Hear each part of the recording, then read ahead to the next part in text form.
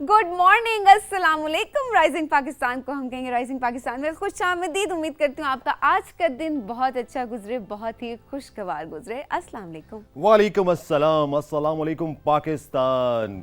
खुशगवार दिन तो कल बहुत गुजरा हमारा। कल बड़ी ज़बरदस्त बारिश हुई और बारिश के बाद मौसम में से जो वो ह्यूमिडिटी थी वो तो ख़त्म हो चुकी थी और हमारा बड़ा शानदार दिन गुजरा। अच्छा, एक बात मैंने पूछनी थी आपसे जी कि हम जब डिस्कशन कर रहे थे कि अक्सर हमसे लोग ये कहते हैं कि आप बड़ी सुबह जागते हैं और आप आते हैं तो कैसा फील करते हैं, क्योंकि दिन तो बहुत लंबा होता है, खासकर गर्मियों के दिन तो बहुत लंबे होते हैं। So it's all about physical strength, मगर साथ साथ मेंटल स्ट्रेंथ भी होती है। तो मैंने सोचा क्यों ना कि आज ज़रा एक डायलॉग कर लिया जाए मेरा और सबीन का, और क्योंकि हमारे ख्यालात मुख्तलिफ भी तो हो सकते हैं ना।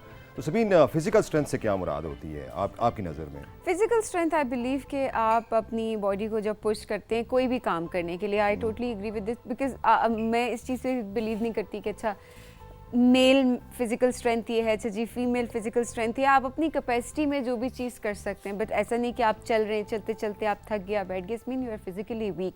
सो you have to work on yourself कि आपको अपने ऊपर काम करना है, अपना स्टेमिना बिल्ड करना है, और आपको अपनी कैपेसिटी में रहते हुए आप जो भी फिजिकल एक्टिविटीज़ परफॉर्म करना चाहते हैं आप वो इजीली कर सकें पूरा दिन। सो मेरी नज़र में दिस इज़ फिजिकल स्ट्रेंथ। अच्छा, और mental strength? Mental strength, interesting question. ये बात मैं पहले आपसे पूछना चाहूँगी कि आपकी नज़र में मेंटल स्ट्रेंथ क्या है? अच्छा, जैसे अभी आपने बात की ना फिजिकल स्ट्रेंथ की, तो इट्स ऑल अबाउट एंड्योरेंस।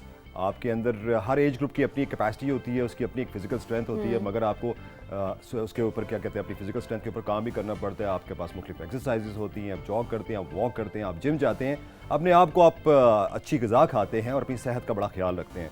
तो ये तो आपकी फिजिकल स्ट्रेंथ में जितनी एंड्योरेंस होगी। फॉर एग्जांपल, अगर मैंने कोई भारी सामान कैरी करना है तो एज उसमें बड़ा एक मैटर करती है।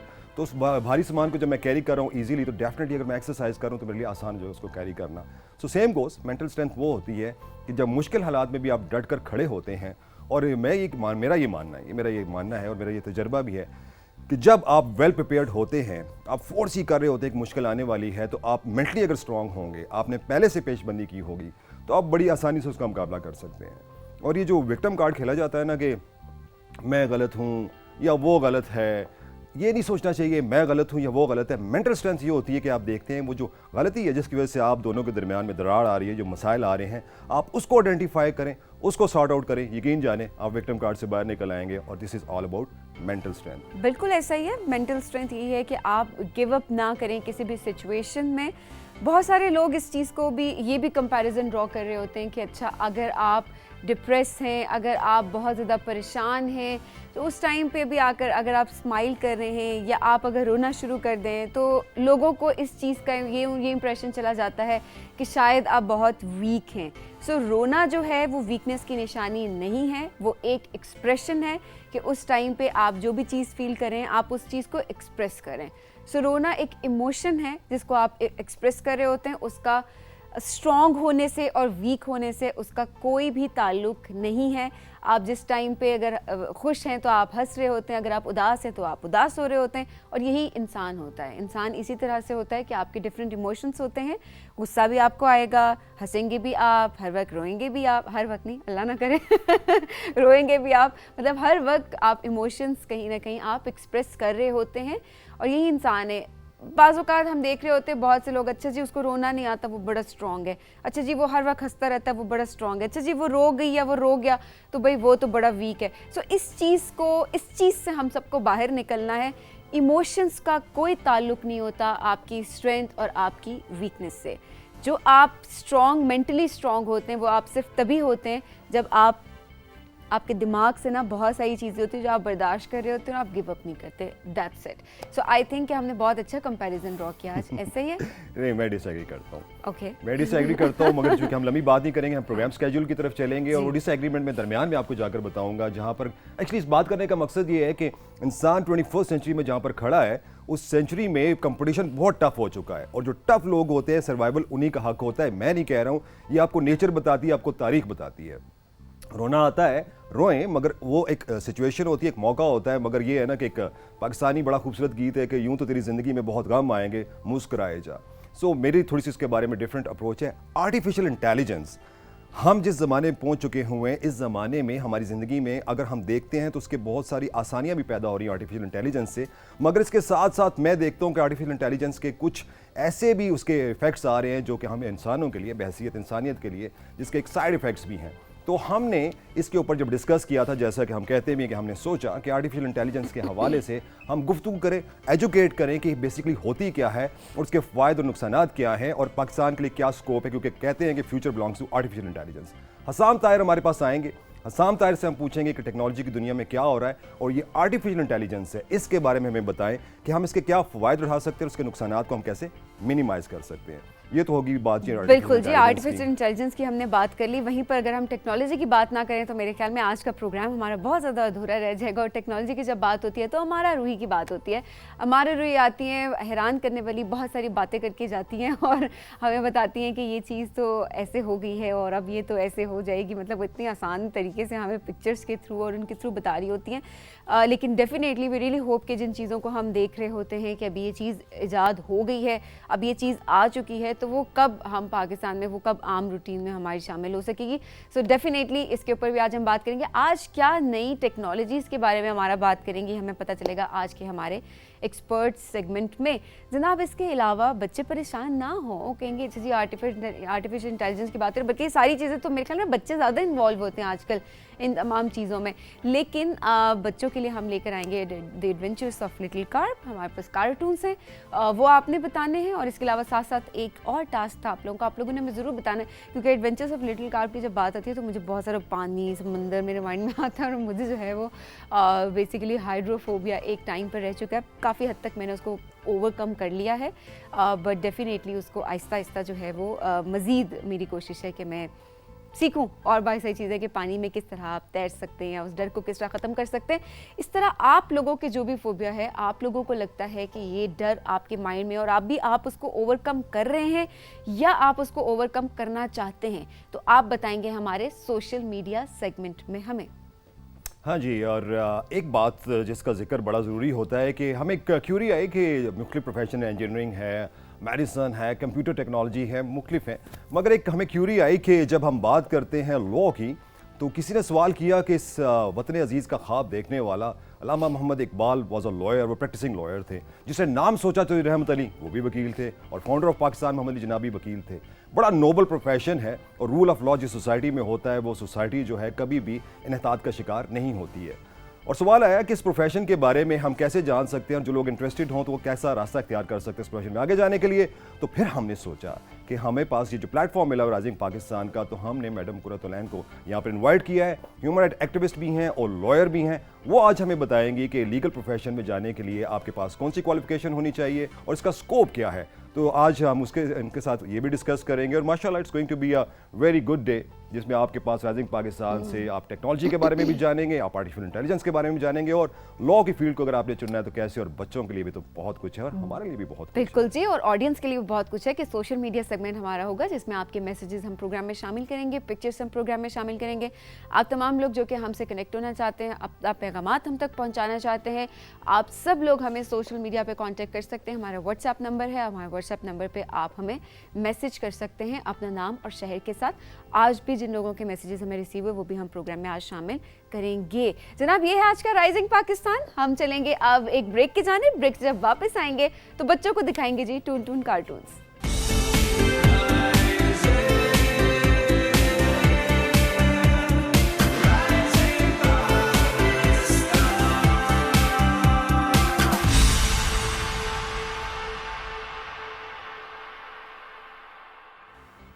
वेलकम बैक जी, खुश आमदीद राइजिंग पाकिस्तान में। बच्चे बहुत एक्साइटेड होंगे, लेकिन साथ साथ मैं खुद बहुत एक्साइटेड हो जाती हूँ। हम आप बहुत एक्साइटेड हो जाते हैं।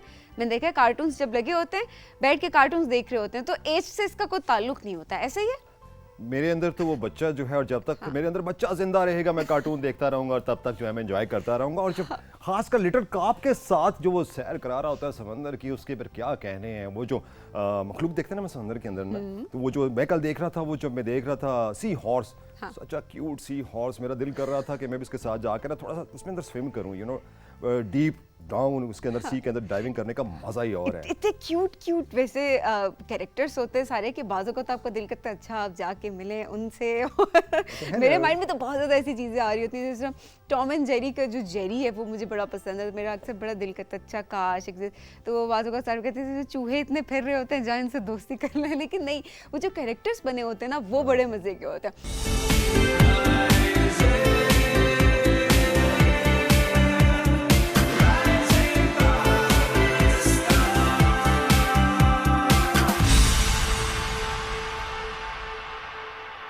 अच्छा जी ख़वातीन हज़रात, हम बढ़ेंगे सोशल मीडिया सेगमेंट के जानिब। आप लोगों की पिक्चर्स प्रोग्राम में हम शामिल करेंगे। सबसे पहले अहमद शाह ने हमें पिक्चर्स भेजी हैं खुशाब से। अहमद शाह के पिक्चर्स प्रोग्राम में शामिल करते हैं जी। अरे वाह, आप पता है खुशाब का मतलब क्या है? बताएं आप। खुश आब, मीठा पानी, ओके। इसकी वजह तस्मी है। और वासफ अली वासफ का भी खुशाब से ताल्लुक़ है। एक बहुत बड़े हमारे इंटेलेक्चुअल थे और फिलोसफर थे और बड़े शौक से हम उनकी बुक्स पढ़ा करते थे, बहुत कुछ सीखा है। ये मेरी फेवरेट गेम है volleyball. This is one of my favourite games. और खेलिएगा कभी, इसमें बड़ी आपकी एनर्जी लगती है। बिल्कुल जी। और वो जो हम बात कर रहे थे ना कि पूरे पाकिस्तान में मौसम आजकल कैसा है आपके इलाके में, आप बताएंगे क्योंकि बारिशों का सिलसिला भी जारी है। सो बारिश के बाद का मौसम भी, बहुत सारे लोग हमें पिक्चर्स भेज रहे होते हैं, तो आई थिंक कि तमाम मौसमों की इन्होंने हमें पिक्चर्स भेजी हैं इस टाइम पे।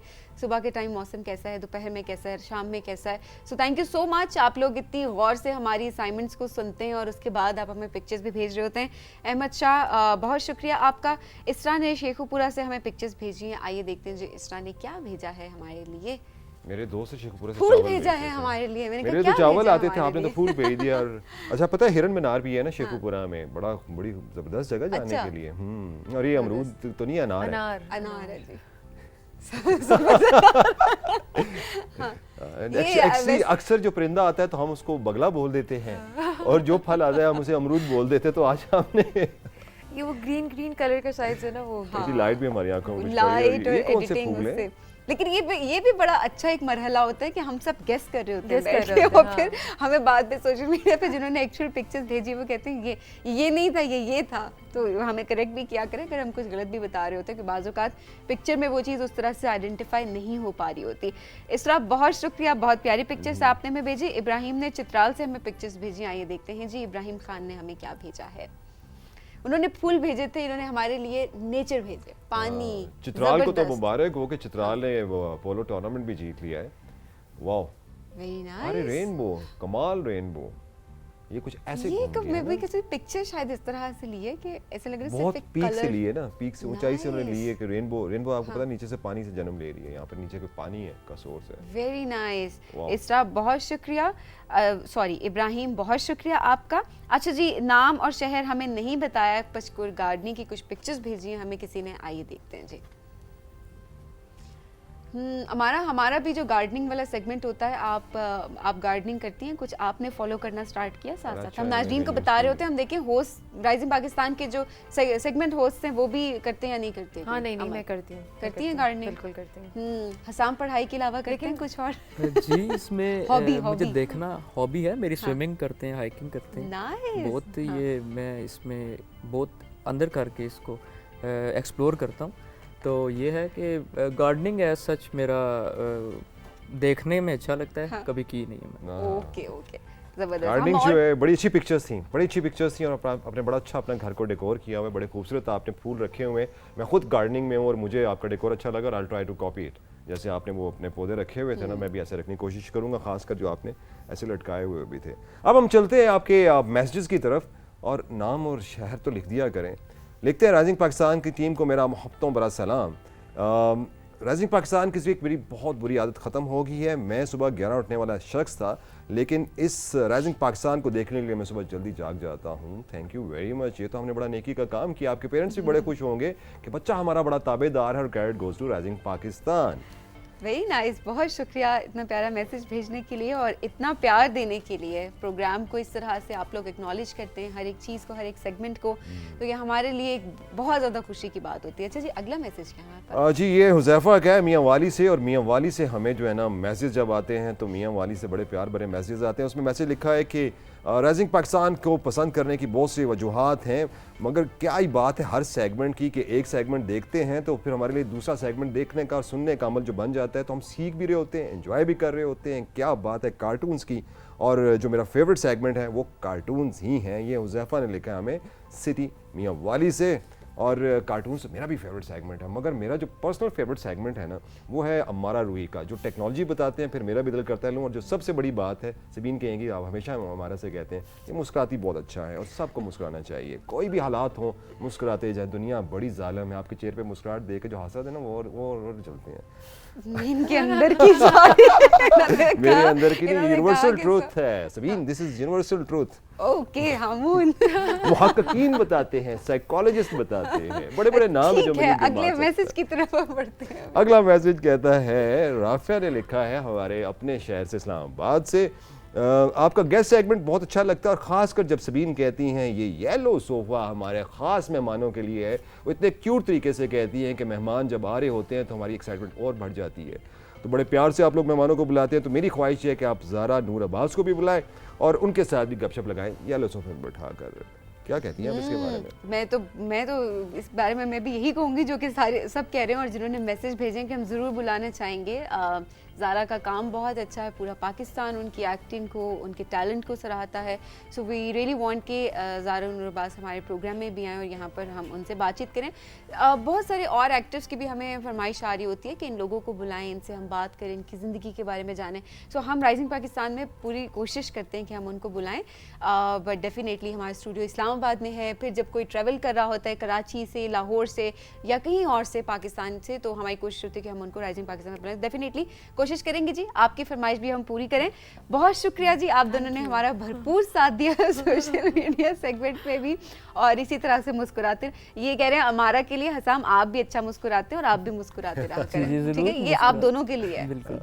थैंक यू वेरी मच आप दोनों का, बहुत बहुत शुक्रिया आप लोग आए। आपने बहुत कुछ सीखा है आर्टिफिशियल इंटेलिजेंस से भी, टेक्नोलॉजी से भी, और हम किसी से कम नहीं है। बड़ा दम है हमारे नौजवानों में भी, लड़कों और लड़कियों में भी। पेरेंट्स से मैं रिक्वेस्ट करूंगा बच्चे जो करना चाहते हैं उन्हें वकअप करें, उनको पूरी तरीके से गवर्नमेंट भी फैसिलिटेट कर रही है और गवर्नमेंट ने टारगेट सेट किया गया है। मिनिस्टर फॉर IT बता रहे थे कि 5 बिलियन का हम इसको ले जा सकते हैं IT को, मगर उनको गवर्नमेंट की तरफ से टारगेट दिया गया कि नेक्स्ट 5 ईयर्स में हमने $15 बिलियन की IT की, आर्टिफिशियल इंटेलिजेंस की इंडस्ट्री पाकिस्तान में बनानी है, क्योंकि हमारे पास ये टैलेंट है। तो यहाँ पे लेते हैं एक छोटी सी ब्रेक, देखते रहिए राइजिंग पाकिस्तान।